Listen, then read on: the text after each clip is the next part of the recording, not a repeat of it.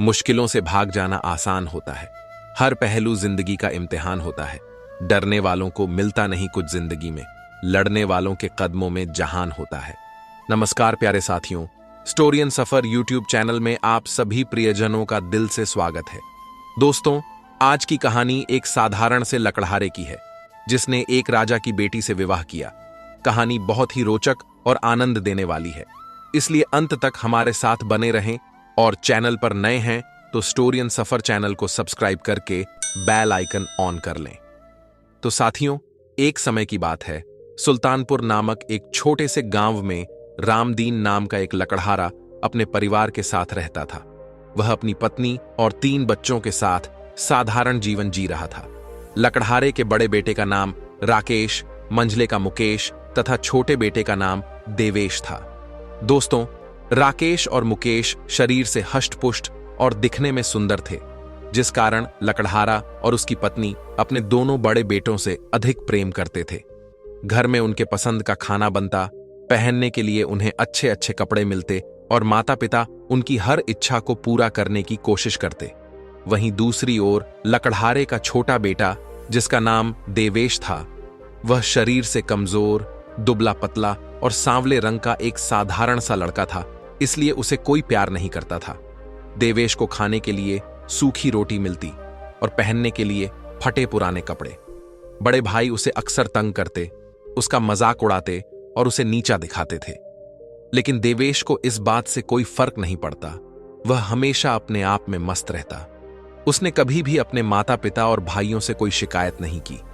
वह अपने दोनों बड़े भाई और माता पिता से बहुत प्यार करता था, उनका हमेशा आदर सम्मान करता था।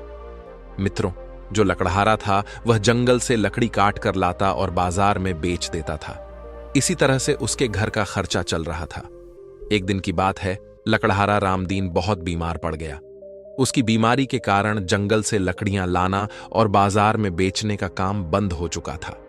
घर में जो भी पैसा रखा था, धीरे धीरे सब समाप्त हो गया।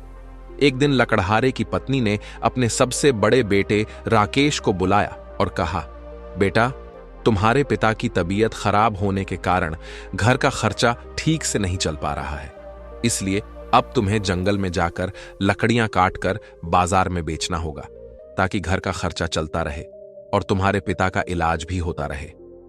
आगे मां ने अपने बेटे से कहा, बेटा, मुझे पूरा विश्वास है कि इस कठिन समय में तुम अपने परिवार का साथ दोगे। लकड़हारे की पत्नी ने राकेश को अच्छा भोजन बनाकर खिलाया और रास्ते के लिए पूरी सब्जी बनाकर बांध दी और साथ ही में एक कमंडल दूध भर कर दिया। मां ने अपने बेटे को कुल्हाड़ी देते हुए कहा, बेटा, जब तुम्हें जंगल में भूख लगे तो तुम पूरी सब्जी खा लेना और ऊपर से मीठा दूध पी लेना। मित्रों, इस तरह से लकड़हारे का बड़ा बेटा राकेश जंगल में लकड़ियां काटने के लिए घर से निकल पड़ा। वह कुछ ही दूर चला था कि रास्ते में उसे एक बुढ़िया दिखाई दी, जो बहुत ही कमजोर और दुबली पतली थी। उसने राकेश को रोकते हुए कहा, बेटा, मुझे बहुत जोरों की भूख लगी है। मैं कई दिनों से भूखी हूं। तुम्हारे थैले में पूड़ी और सब्जी है और कमंडल में मीठा दूध है। बेटा, मुझ पर दया करके थोड़ा सा खाना खिला दो और मीठा दूध पिला दो। यदि तुम मेरी मदद करोगे तो ईश्वर भी तुम्हारी मदद करेगा। बुढ़िया के मुंह से यह सुनकर राकेश ने बड़ी बड़ी आंखें बनाते हुए कहा, अरे बुढ़िया, तुम तो बहुत चालाक हो। मैं अपना भोजन तुमको खिला दूंगा तो मैं क्या खाऊंगा? चल हट जा मेरे रास्ते से और जाने दे मुझको। तू मरती है तो मर जा, मुझे इससे क्या लेना देना। राकेश की बात सुनकर बुढ़िया को बड़ा दुख हुआ। राकेश वहां से सीधा जंगल में पहुंचा, दूध का कमंडल और भोजन का थैला जमीन पर रख दिया और एक सूखे पेड़ को काटने लगा।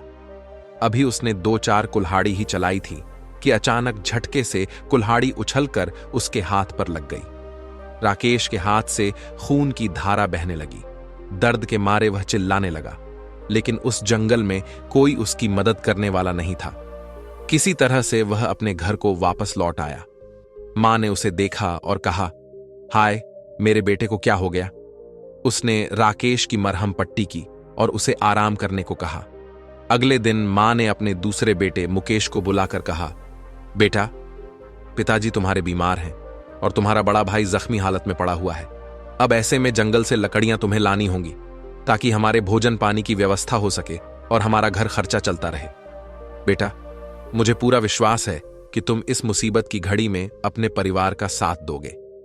इस तरह से मां ने अपने दूसरे बेटे मुकेश को अच्छा भोजन बनाकर खिलाया और फिर जंगल में जाने के लिए उसके थैले में पूरी सब्जी बांध दी और साथ ही कमंडल में मीठा दूध भर दिया। लकड़हारे की पत्नी ने मुकेश के माथे पर हाथ फेरते हुए कहा, बेटा, जल्दी जंगल से लकड़ियां काटकर उन्हें बाजार में बेच कर आना। दोस्तों, मुकेश ने अपने कंधे पर कुल्हाड़ी रखी और हाथ में खाने का थैला लिया। फिर जंगल में लकड़ियां काटने के लिए निकल पड़ा। वह जंगल के किनारे ही पहुंचा था कि तभी वहीं बुढ़िया उसे भी मिल गई। बुढ़िया ने मुकेश से कहा, बेटा, मैं कई दिनों से भूखी हूं। भूख के मारे मेरे प्राण निकल रहे हैं। तुम दया करके अपने थैले से मुझे थोड़ा सा खाना खिला दो और तुम्हारे कमंडल में जो मीठा दूध है उसमें से थोड़ा सा पिला दो। बेटा, भूख और प्यास के कारण मेरे प्राण जा रहा है। भूखे प्यासे को खाना खिलाना यह तो बहुत धर्म का काम होता है। यदि तुम मुंह गरीब बुढ़िया पर रहम करोगे तो परमात्मा तुम्हारी मदद करेगा। बुढ़िया की बात सुनकर मुकेश ने उसे डांटते हुए कहा, चल हट जा मेरे रास्ते से। भूख प्यास से मरती है तो मर जा। कौन सा तू हमारे रिश्तेदार या सगी संबंधी लगती है जो मैं तुम्हें खाना खिलाऊं और दूध पिलाऊं? मरते हुए मैंने कई लोगों को देखा है। इस तरह से अभद्र बातों का प्रयोग करते हुए मुकेश वहां से आगे निकल गया। बीच जंगल में पहुंचकर मुकेश एक सूखे पेड़ को देखकर अपनी पूरी सब्जी और कमंडल जमीन पर रखकर उस सूखे पेड़ पर कुल्हाड़ी चलाने लगा। अभी उसने एक दो कुल्हाड़ी ही चलाई थी कि तभी कुल्हाड़ी उछलकर उसके पैर में जा लगी। उसके पैर से खून बहने लगा। दर्द के मारे वह चिल्लाने लगा और मदद की गुहार करने लगा, लेकिन उस जंगल में उसकी मदद करने वाला कोई भी आदमी मौजूद नहीं था। मुकेश किसी तरह से अपने आप को संभालते हुए घर पहुंचा। लकड़हारा और उसकी पत्नी ने अपने बेटे को देखकर कहा, हाय, यह क्या हो गया? लकड़हारा कहने लगा, हे ईश्वर, यह आप हमारी कैसी परीक्षा ले रहे हैं? एक ही समय में मेरे दोनों बेटे और मैं खुद बिस्तर पर पहुंच गया। अब घर का खर्चा कैसे चलेगा? किसी तरह से रात बीती तो जो लकड़हारे का सबसे छोटा बेटा देवेश था, वह अपने माता पिता के पास पहुंचा और कहने लगा, पिताजी, मैं भी आपका बेटा हूं। इस समय मेरे दोनों भाई जख्मी हालत में हैं और आप बीमार हैं। अब ऐसी स्थिति में आप तीनों से घर का काम नहीं हो पाएगा। यदि आप मुझे इजाजत दे तो मैं जंगल से लकड़ियां काटकर बाजार में बेच आऊं। देवेश की बात सुनकर उसके माता पिता हंसने लगे और कहने लगे, अरे बेवकूफ, जंगल से लकड़ियां काटकर लाना कोई आसान काम नहीं है। अपने माता पिता के मुख से ऐसी बात सुनकर देवेश कहने लगा, पिताजी, मैं शरीर से भले ही कमजोर हूं, लेकिन मुझ में हिम्मत है और मैंने अपने बुजुर्गों से सुना है कि जो हिम्मत करके आगे बढ़ता है, ईश्वर उसकी मदद स्वयं करते हैं। लकड़हारा और उसकी पत्नी कहने लगे, बेटा, तुम तो बेवकूफी भरी बातें कर रहे हो।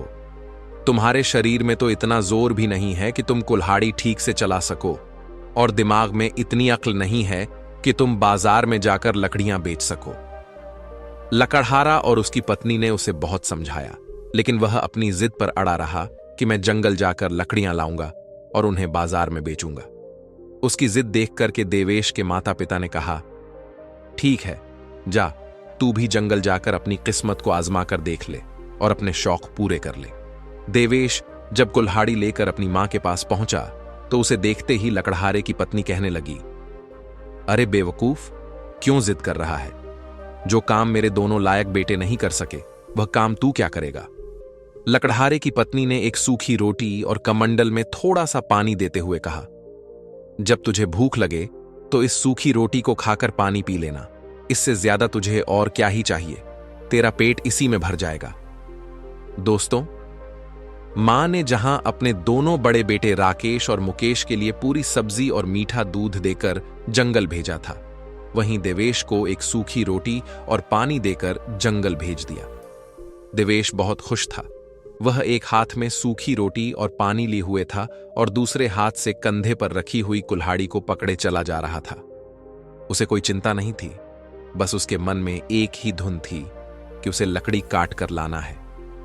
अभी देवेश जंगल के किनारे ही पहुंचा था कि तभी उसे भी वहीं बुढ़िया मिल गई जो उसके दोनों बड़े भाइयों को मिली थी। उस बुढ़िया ने देवेश को देखते ही कहा, बेटा, मैं कई दिनों से भूखी और प्यासी हूं। भूख और प्यास के कारण मेरे प्राण जा रहे हैं। यदि तुम मुझे अपने भोजन में से थोड़ा सा भोजन करा दो और पानी पिला दो तो मेरे प्राण बच जाएंगे। उस बुढ़िया के मुख से इस तरह की बात सुनते ही देवेश कहने लगा, मां जी, आप तो मुझे बहुत कमजोर और भूखी प्यासी दिखाई दे रही हो, लेकिन क्या करूं, मेरे पास कोई अच्छा खाना नहीं है। मेरे पास तो केवल सूखी रोटी है। यदि आप इसे खाना चाहें तो बड़े शौक से खा सकती हैं। इतना कहकर के जैसे ही देवेश अपने थैलों को खोलने लगा तो उसके आश्चर्य का ठिकाना नहीं रहा। उसने देखा कि उसके थैले में सूखी रोटी की जगह पर पूरी पकवान और मिठाइयां भरी पड़ी हैं। देवेश ने जब अपने कमंडल को खोलकर देखा तो उसमें मीठा दूध था। पानी की जगह उसके कमंडल में मीठा दूध और सूखी रोटी की जगह उसके थैले में पूरी और पकवान थे। यह सब देख करके देवेश आश्चर्यचकित था। वह कहने लगा, कहीं मैं कोई सपना तो नहीं देख रहा हूं, यह सब कैसे हो गया? देवेश की बात सुनकर बुढ़िया कहने लगी, बेटा, यह सपना नहीं, हकीकत है। तुमने मुझ गरीब लाचार बुढ़िया पर दया दिखाई, यह उसी का फल भगवान ने तुम्हें दिया है। तुम्हारी सूखी रोटी पूरी और पकवान बन गई और कमंडल में रखा पानी मीठा दूध बन गया। यह सब ईश्वर की दया का परिणाम है। जो लोग दूसरों का भला करते हैं, भगवान उनका भला जरूर करते हैं। देवेश उस बुढ़िया को खाना खिला करके जब जंगल की ओर जाने लगा तो बुढ़िया कहने लगी, बेटा, मैं बहुत भूखी थी और तुमने मुझे खाना खिलाया, इसके लिए मैं तुम्हें कुछ देना चाहती हूं, आओ मेरे साथ। इतना कहकर बुढ़िया देवेश को साथ में लेकर के चलने लगी। एक पेड़ के पास पहुंचकर बुढ़िया ने कहा, बेटा, जब मैं चली जाऊं तब तुम इस पेड़ को काट देना, तो तुम्हें एक ऐसी चीज मिलेगी जो तुमने इससे पहले कभी नहीं देखी होगी। वह चीज तुम्हारे बहुत काम आएगी और हो सकता है कि इस चीज के कारण तुम्हारी किस्मत बदल जाए। इतना कहकर वह बुढ़िया वहां से चली गई। मित्रों, देवेश बहुत खुश था। जब वह बुढ़िया देवेश की नजरों से ओझल हो गई तो उसने कुल्हाड़ी को दोनों हाथों से पकड़ा और उस पेड़ पर जोर जोर से वार करने लगा। वह दुबला पतला कमजोर सा युवक था, लेकिन उसने हिम्मत नहीं हारी। वह जोर जोर से पेड़ पर कुल्हाड़ी चलाता रहा। आखिर में वह पेड़ कटकर जमीन पर गिर गया। देवेश के आश्चर्य का ठिकाना नहीं था। वह देखकर हैरान था। उसने देखा कि उस पेड़ के तने में एक सुंदर सी चिड़िया बैठी है, जिसके पंख सोने के थे, जो पूरी तरह से सोने की थी। देवेश ने उस चिड़िया को देखकर कहा, यदि मैं इसे बाजार में बेच दूं तो इससे बहुत सारे पैसे मिलेंगे। इससे तो सच में हमारी किस्मत बदल जाएगी और हम अमीर हो जाएंगे। हमारे माँ बाप को जंगल से लकड़ियां काट करके बेचना नहीं पड़ेगा। और यही विचार करके देवेश ने उस सोने की चिड़िया को उठा लिया और उसे बेचने के लिए शहर जाने लगा। लेकिन शहर वहां से काफी दूर था। देवेश के शहर पहुंचते पहुंचते अंधेरा हो चुका था। वहां की सारी दुकानें बंद हो चुकी थीं। ऐसे में उसे अपने सोने की चिड़िया का कोई खरीदार दिखाई नहीं दिया। अब ऐसी स्थिति में वह अपने घर वापस नहीं जा सकता था, क्योंकि रात बहुत हो चुकी थी। इसलिए उसे मजबूर होकर रात वहीं गुजारनी पड़ी। देवेश एक सराय वाले के पास गया और कहने लगा, भाई साहब, क्या मैं आपके यहां रात्रि के लिए विश्राम कर सकता हूं? आपका जो भी किराया बनेगा वह मैं चुका दूंगा, क्योंकि मुझे सुबह यहां का बाजार देखना है। देवेश की बात सुनकर सराय वाले ने कहा, यह सराय मैंने इसीलिए बनवाई है कि तुम जैसे मुसाफिर आएं और यहां पर विश्राम करें। तुम आराम से यहां पर रात गुजार सकते हो।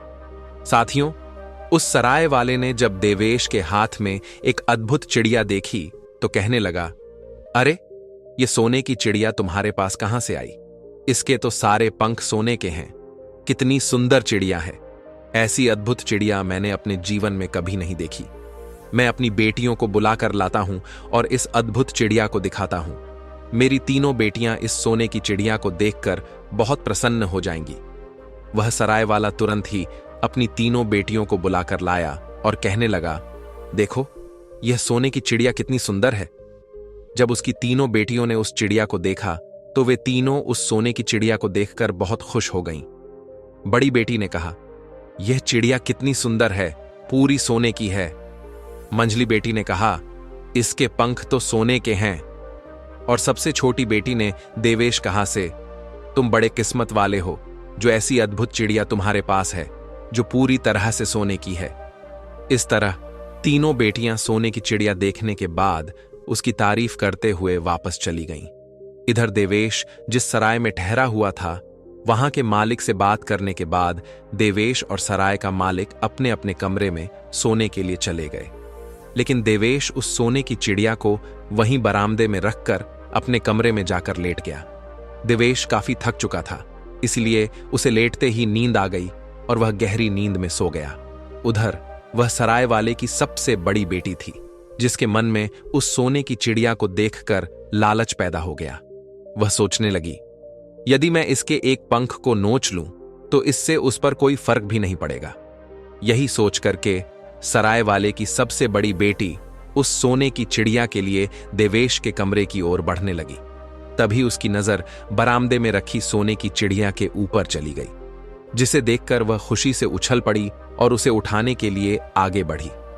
जैसे ही वह चिड़िया के पंख नोचने के लिए अपने हाथ को आगे बढ़ाती है, उसके हाथ उस चिड़िया से चिपक जाते हैं। वह बहुत प्रयत्न करती है, लेकिन अपने हाथ उस चिड़िया से नहीं छुड़ा पाती और घबराकर अपनी छोटी बहन को बुलाने लगती है। बड़ी बहन की आवाज सुनकर मंझली बहन आती है। उसने आते ही कहा, अरे दीदी, ये क्या हो गया? बड़ी बहन ने कहा, तुम देखती नहीं कि मेरे हाथ इस चिड़िया से चिपके हैं? जल्दी से मेरे हाथ इस चिड़िया से छुड़ाओ। जैसे ही वह अपनी बहन का हाथ छुड़ाने के लिए उस चिड़िया को हाथ लगाती है, वैसे ही उसके हाथ भी चिपक जाते हैं। अब क्या, उन दोनों बहनों के हाथ उस सोने की चिड़िया से चिपक जाते हैं और वह दोनों अपनी छोटी बहन को आवाज देने लगती हैं। उन दोनों की आवाज सुनकर उनकी छोटी बहन आती है और वह भी जैसे ही अपनी दोनों बहनों के हाथ छुड़ाने के लिए आगे हाथ बढ़ाती है, उसके हाथ भी उस सोने की चिड़िया से चिपक जाते हैं। रात भर उन तीनों बहनों के हाथ उस सोने की चिड़िया से चिपके रहे और वे रात भर रोती रहीं। दोस्तों, सुबह जब देवेश की आंख खुली तो वह तुरंत सोने की चिड़िया के लिए बरामदे की ओर दौड़ा और जब वह बरामदे में पहुंचा तो वहां का नजारा देखकर दंग रह गया। देवेश विचार करने लगा, जरूर इन तीनों ने इस सोने की चिड़िया को चुराने की कोशिश की होगी, इसीलिए इन तीनों के हाथ इससे चिपक गए हैं। तभी वह सराय वाला भी वहीं आ गया और कहने लगा, अरे दुष्ट लड़के, तुमने यह क्या कर दिया? तुम देखते नहीं कि मेरी तीनों बेटियों के हाथ तुम्हारी सोने की चिड़िया से चिपक गए हैं? देवेश कहने लगा, इसमें मैंने कुछ नहीं किया है। जो भी किया है वह तुम्हारी तीनों बेटियों ने मिलकर किया है। जरूर इन्होंने इस सोने की चिड़िया को चुराने का प्रयास किया होगा, इसलिए इनके हाथ चिपक गए। इनको इनकी करनी का फल मिला है। इसमें मेरी कोई गलती नहीं है। मुझे तो अपनी चिड़िया लेकर जाना है। और इतना कहकर देवेश अपनी चिड़िया को लेकर वहां से चल पड़ा। उसकी सोने की चिड़िया के साथ उस सराय वाले की 3 बेटियां भी चल रही थीं, क्योंकि उन तीनों के हाथ उस सोने की चिड़िया से चिपके हुए थे। ऐसे में वह सराय वाला भी कुछ नहीं कर पा रहा था। उसकी तीनों बेटियां अपने बाप की ओर देख रही थीं और रो रही थीं, लेकिन वह बेबस था, कुछ भी नहीं कर पा रहा था। जब देवेश वहां से कुछ दूर शहर के बाहर निकला, तभी एक बूढ़े आदमी की नजर उन पर पड़ गई।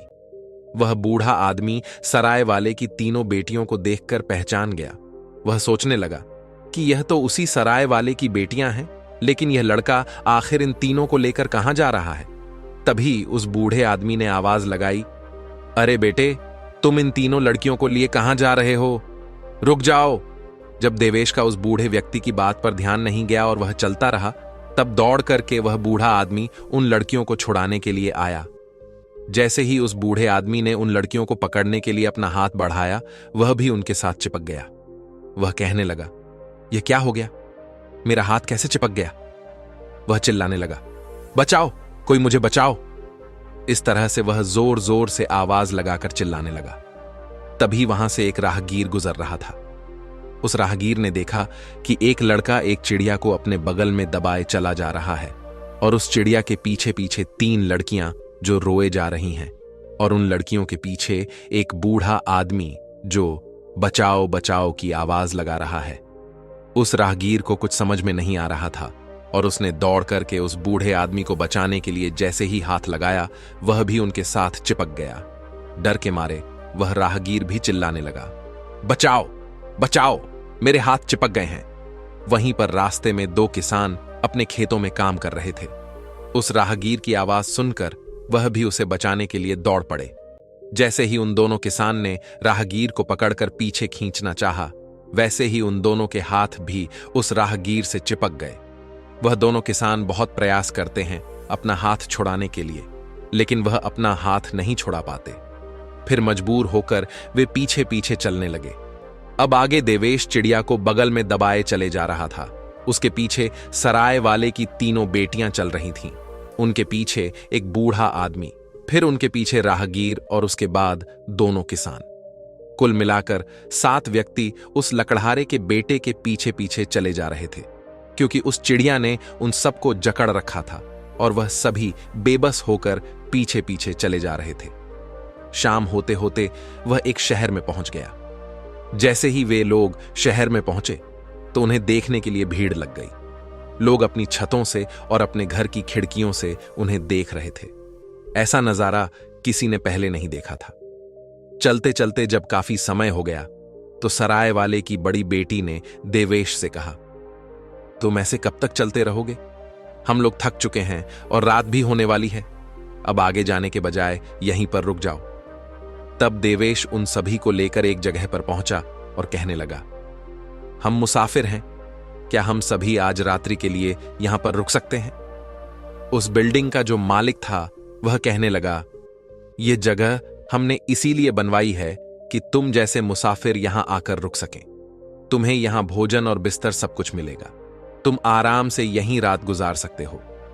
देवेश उन सभी लोगों को लेकर उस बिल्डिंग के अंदर चला गया और वह सभी आगे पीछे करके वहीं पर बैठ गए। उन सभी को देखकर उस जगह के मालिक ने कहा, तुम्हारा यह काफिला तो बड़ा अनोखा है। ऐसा लगता है कि तुम यहां अपनी किस्मत आजमाने और राजकुमारी को हंसाने के लिए यहां आए हो। उसकी बात सुनकर देवेश कहने लगा, राजकुमारी को हंसाना, इसका क्या मतलब है?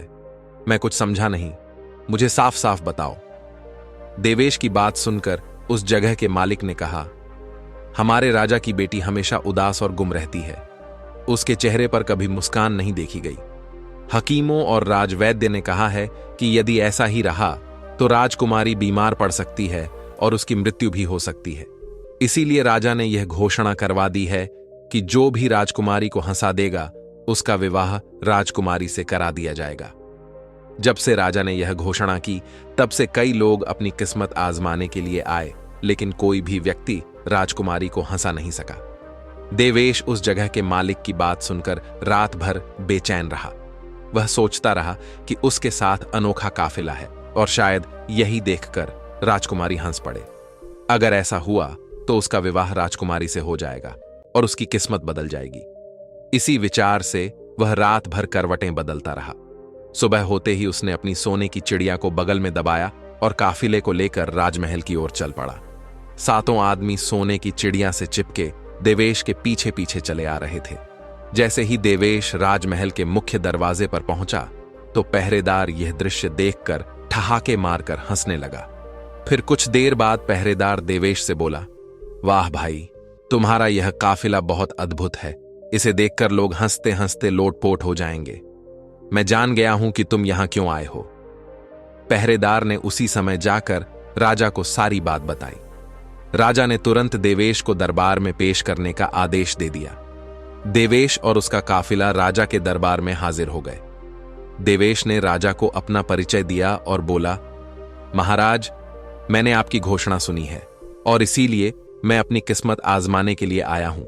यदि आप आज्ञा दें तो मैं राजकुमारी को हंसा दूंगा। मुझे विश्वास है कि राजकुमारी को हंसी जरूर आएगी। राजा ने काफिले को देखकर कहा, वाह, बहुत खूब, यह काफिला तो बहुत अद्भुत है। राजा सोचने लगा, एक लड़के के बगल में सोने की चिड़िया और उससे चिपके हुए 7 व्यक्ति, ये तो हंसी नहीं ठहाके लगाने वाली बात है। राजा ने राजकुमारी को दरबार में बुलवाया। साथियों, राजकुमारी जब दरबार में आई तो बहुत उदास और गुमसुम थी, लेकिन जैसे ही उसकी नजर देवेश पर पड़ी और उसके बगल में सोने की चिड़िया और उसके साथ 7 आदमी को देखा तो राजकुमारी अपनी हंसी रोक न सकी। वह ठहाके मारकर हंसने लगी और हंसते हंसते लोटपोट हो गई। राजकुमारी इससे पहले कभी इतनी जोर से नहीं हंसी थी। सारा दरबार हंसने लगा। राजा राजकुमारी को हंसते हुए देखकर खुश हो गया। राजकुमारी के हंसी के कारण सोने की चिड़िया से चिपके हुए लोग धीरे धीरे आजाद हो गए।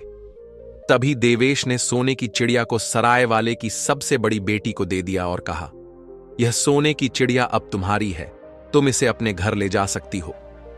बूढ़ा आदमी, राहगीर और दोनों किसान भी अपने अपने घर चले गए। लेकिन देवेश राजा के दरबार में खड़ा था और सोच रहा था कि राजा अपनी घोषणा के अनुसार उसका विवाह राजकुमारी से करा देगा। लेकिन दोस्तों, राजा की नीयत बदल चुकी थी। राजा सोच रहा था कि देवेश ने राजकुमारी को हंसा तो दिया, पर वह एक मामूली लकड़हारे से राजकुमारी का विवाह कैसे कर सकता है। राजा किसी भी हाल में उस मामूली लकड़हारे को अपना दामाद नहीं बनाना चाहता था। राजा ने एक उपाय सोचा जिससे राजकुमारी का विवाह देवेश से न हो सके। उधर देवेश राजकुमारी से विवाह करने के लिए उतावला था। उसने राजा से कहा, महाराज, मैंने आपकी शर्त पूरी कर दी है। अब आप भी अपनी शर्त के अनुसार राजकुमारी का विवाह मेरे साथ कर दीजिए।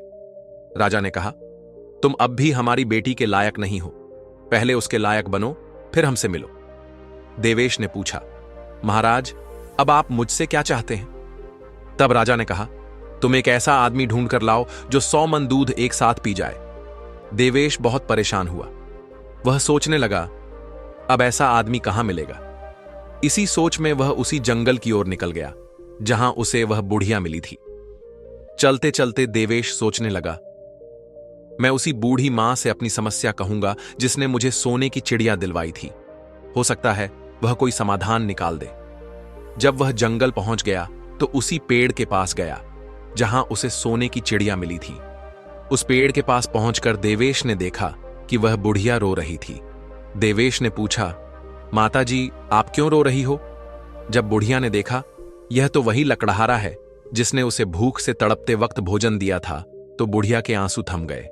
तब बुढ़िया ने कहा, तुम बड़े नेक दिल आदमी हो, इसीलिए मैं तुमसे बता रही हूं। मेरे बेटे को बहुत प्यास लगी है। उसने मटका भर पानी पी लिया, लेकिन उसकी प्यास नहीं बुझी। यदि उसे 100 मन दूध मिल जाए तो उसकी प्यास बुझ सकती है। यह सुनकर देवेश खुश हो गया। वह बुढ़िया के बेटे को लेकर राजा के दरबार में पहुंचा और कहा, महाराज, आप जितना दूध पिलाना चाहते हैं पिला सकते हैं। यह आदमी 100 मन दूध पी लेगा। राजा ने उसे देखा और कहा, यह आदमी तो बहुत छोटा है, यह इतना सारा दूध कैसे पी लेगा। देवेश ने कहा, महाराज, आप इसकी चिंता मत करिए, आप दूध का इंतजाम कराइए। राजा की आज्ञा से दूध मंगवाया गया और उस छोटे आदमी ने दूध पीना शुरू किया। कुछ ही देर में दूध की सारी बाल्टियां खाली हो चुकी थीं। दूध पीकर छोटा आदमी एकदम खुश हो गया। उधर दरबार के सभी लोग आश्चर्यचकित थे। जब राजा और राजकुमारी ने यह सब देखा तो वे भी हैरान रह गए कि छोटा सा आदमी इतना सारा दूध कैसे पी सकता है। तब उस छोटे आदमी ने अपने पेट पर हाथ घुमाते हुए कहा, यदि दूध और हो तो ला सकते हो, अभी थोड़ी सी प्यास मुझे और बाकी है। इसके बाद देवेश उस छोटे आदमी के पास पहुंचा और धन्यवाद देते हुए कहा, आज मैं तुम्हारी वजह से राजा की शर्त को पूरी कर पाया हूं। फिर देवेश ने बुढ़िया के बेटे को धन्यवाद दिया और उसे विदा कर दिया, और वह छोटा आदमी राज दरबार से खुश होकर चला गया। तब देवेश राजा के पास पहुंचकर कहने लगा, महाराज, मैंने आपकी शर्त पूरी कर दी। अब आप भी अपने वचन के अनुसार राजकुमारी का विवाह मुझसे कर दीजिए। देवेश की बात सुनकर राजा ने कहा, लगता है बहुत जल्दी में हो, अभी तुम्हें एक काम और करना है। यह तो बड़ा आसान काम था, तुम कोई कठिन काम करके दिखाओ, इसके बाद मैं राजकुमारी का विवाह तुम्हारे साथ कर दूंगा। इतना कहकर राजा मन में विचार करने लगा कि अब कौन सा कठिन काम बताऊं जो यह कभी ना कर सके। फिर कुछ देर के बाद राजा ने देवेश से कहा, तुम मुझे ऐसा जहाज लाकर दो जो हवा, पानी और जमीन तीनों पर चलता हो। यदि तुम ऐसा जहाज लाकर मुझे दोगे तो मैं समझ जाऊंगा कि तुम राजकुमारी के लायक हो, और जब तक तुम्हें ऐसा जहाज ना मिले तब तक लौटकर हमारे पास मत आना, और अगर तुमसे यह काम ना हो तो दोबारा अपनी शक्ल मुझे मत दिखाना। इतना कहकर राजा दरबार से उठकर चला गया। वह सोच रहा था कि यह कोई आसान काम नहीं है, यह कभी नहीं कर पाएगा। राजकुमारी यह सब बातें सुन रही थी। देवेश के चले जाने पर राजकुमारी ने राजा से कहा, पिताजी, यदि किसी के साथ वादा करो तो उसे निभाना चाहिए। आपने उसके साथ बहुत गलत किया है। राजकुमारी की बात सुनकर राजा कहने लगा, तुम इस मामले में बिल्कुल चुप रहो। मैं तुम्हारा विवाह उसके साथ कराऊंगा जो तुम्हारे लायक होगा। मैं इस साधारण लकड़हारे को अपना दामाद नहीं बना सकता। राजकुमारी अपने पिता की बात सुनकर अपने कक्ष में वापस चली गई। मित्रों, इधर देवेश बहुत परेशान था। वह सोच रहा था कि राजा ने तो आज नई समस्या खड़ी कर दी। देवेश ने सोचा कि अब वह राजा को ऐसा जहाज कहां से लाकर दूं। सोचते सोचते उसे उस बूढ़ी मां का ख्याल आया और उसने फिर वहीं पर जाने का निश्चय किया जहां पर उसे वह सोने की चिड़िया मिली थी। यही विचार कर देवेश फिर उसी जगह पर पहुंच गया। देवेश को उदास देखकर वह बुढ़िया पूछने लगी, बेटा, क्या बात है? आज तुम बहुत उदास दिखाई दे रहे हो। देवेश ने सारी बात उस बुढ़िया को बता दी कि उसके साथ क्या क्या हुआ। सोने की चिड़िया का मिलना, राजकुमारी का हंसना, आज तक की सारी बात। देवेश ने कहा, माताजी, अब राजा ने कहा है कि मैं एक ऐसा जहाज लेकर आऊं जो पानी, जमीन और आसमान तीनों पर चलता है। अब ऐसा जहाज मैं कहां से लेकर आऊं? देवेश की बात सुनकर बुढ़िया कहने लगी, बेटा, मुझे तुम्हारी नेकी याद है जो तुमने मेरे साथ और मेरे प्यासे बेटे के साथ किया। उसके लिए मैं तुम्हारी एहसानमंद हूं और मैं हर तरह तुम्हारी मदद करूंगी। बेटा, तुम चिंता मत करो। मैं तुम्हें एक ऐसा जहाज बनाकर दूंगी जो हवा, पानी और जमीन तीनों पर चलता है। इतना कहकर बुढ़िया जहाज बनाने में जुट गई। कुछ दिनों के बाद जहाज बनकर तैयार हो गया। देवेश ने जब वह जहाज देखा तो बहुत प्रसन्न था। देवेश ने उस जहाज पर उस बुढ़िया को भी बैठाया और राजमहल की ओर चल दिया। राजमहल पहुंचकर जब देवेश उस जहाज से नीचे उतरा तो राजा के आश्चर्य का ठिकाना नहीं था। वह सोच रहा था, कैसे नामुमकिन काम को यह मुमकिन कर रहा है। लगता है नियति भी यही चाहती है कि इन दोनों का विवाह हो। तभी तो जो बातें कोई सपने में नहीं सोच सकता वह उसने मुमकिन करके दिखाया। राजा समझ चुका था कि अब यह मेरी बेटी के योग्य है। अब इससे योग्य और कोई दूसरा नहीं हो सकता। और इस तरह से विचार कर राजा ने राजकुमारी का विवाह देवेश नाम के उस लकड़हारे के साथ कर दिया। कुछ दिनों के बाद देवेश उस राज्य का राजा बन गया और इस तरह उसकी किस्मत बदल चुकी थी। जब उसके माता पिता को यह बात पता चली कि उसका जो सबसे बेवकूफ लड़का था, जिसे वह नकारा समझ रहे थे, वह तो बड़ा बुद्धिमान निकला। दोस्तों, यह सब जो था वह उस लकड़हारे देवेश के नेक दिली का परिणाम था जिसने उसकी किस्मत पूरी तरह से बदल दी थी। यह उसकी नेकी का फल था क्योंकि उसके दिल में दया थी। उसने भूखे को भोजन करवाया था और प्यासे को पानी पिलाया था। उसने नेक काम किया था, इसलिए भगवान ने उसकी मदद की। उसे एक साधारण लकड़हारे से राजा बना दिया। दोस्तों, लोग चाहे जो कहें, लेकिन अपनी नेकी, कर्म और किस्मत में विश्वास रखें। हमेशा नेकी के मार्ग पर चलते हुए कर्म करते रहिए। एक न एक दिन आपकी किस्मत आपका साथ जरूर देगी। साथियों, कहानी पसंद आई हो तो वीडियो को लाइक करके स्टोरियन सफर चैनल को सब्सक्राइब कर लेना और साथ में बेल आइकन को भी दबा देना। मिलता हूं आपको एक और प्रेरणादायक और मजेदार कहानी के साथ। धन्यवाद। जय श्री कृष्णा।